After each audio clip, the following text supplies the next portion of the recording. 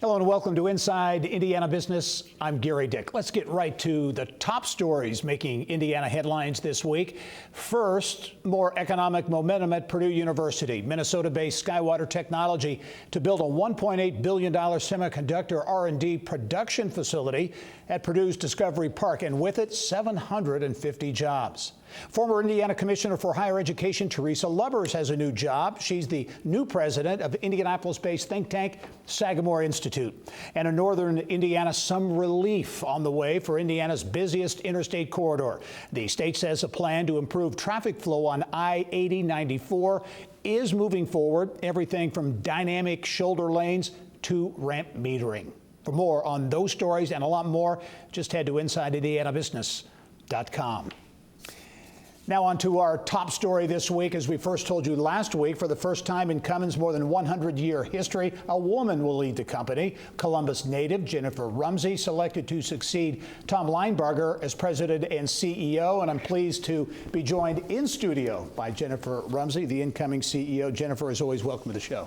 Thank you, Gerry. Great to be here today. And congratulations. It's a big, obviously a big move that has been in the works, I know, for a while. But I have to ask you, thinking about this, Columbus native, you grew up there in the shadow of Cummins, went to Purdue University for your undergraduate degree. Personally, this moment, being named CEO at Cummins, what are your thoughts? Yeah, thanks, Gerry. It's a really exciting and really moving moment for me personally, and an exciting moment for Cummins.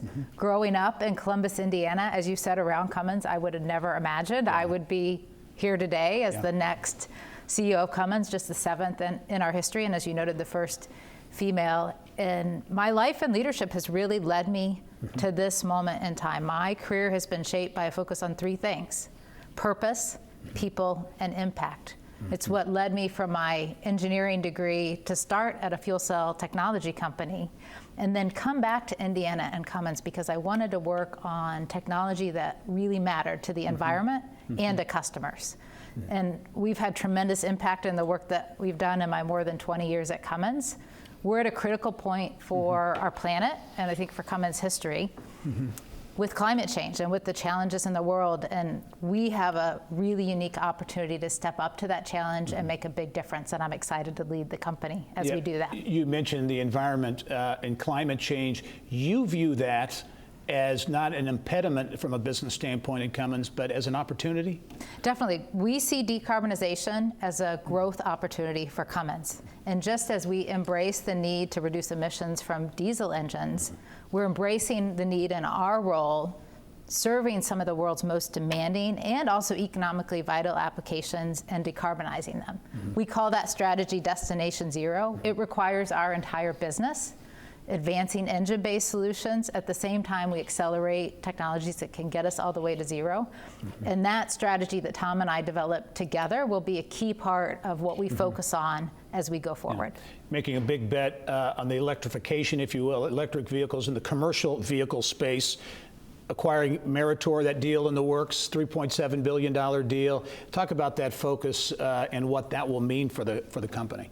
So Meritor specifically, we're excited to welcome that company into Cummins. Very complementary to us when you think the products that they offer, and axles and brakes and extending the powertrain, and the e-axle is a key technology for electrification. The reality is, for our markets, it will take a range of different solutions. So we're really focused on positioning the company with these key technologies and solutions for our customers and helping them navigate this period of technology change. And Cummins is pretty uniquely positioned to do that. We understand those customers, their needs, how they use the product, and we have a whole portfolio of solutions, which in commercial and industrial equipment will all be a part of getting to zero. A number of elements, I think, to you being named CEO, among them the fact, I think you are one of now just 34, 35 women CEOs among the S&P 500. Talk about that piece of it and being a female to lead this major industrial company. Yeah, I have reflected on that, and as I sit here, I said my life and leadership led me to this moment. My technical and business background at Cummins the focus on advancing technology and translating that into results for our customers and our business really led me to this point and makes me the right CEO for Cummins. And I'm becoming the 7th CEO for Cummins because I'm the right person at this time to lead the company. I'm proud that I'm the first woman to have that role and to break that glass ceiling, if you will, for Cummins. We're deeply committed to diversity and inclusion, and it's important for our business and also to me personally to continue that journey to ensure all people, regardless of what they look like or where they came from, can set big goals and reach them. Yeah, only have about 30 seconds left, Jennifer, but a message you might have. 60,000 Cummins employees globally, 8,000 or so here in Indiana, such an important company for the state. Your message to those Hoosier employees. Yeah, I would say we have an exciting future, 103-year-old company, our focus on Destination Zero and decarbonization of our industry.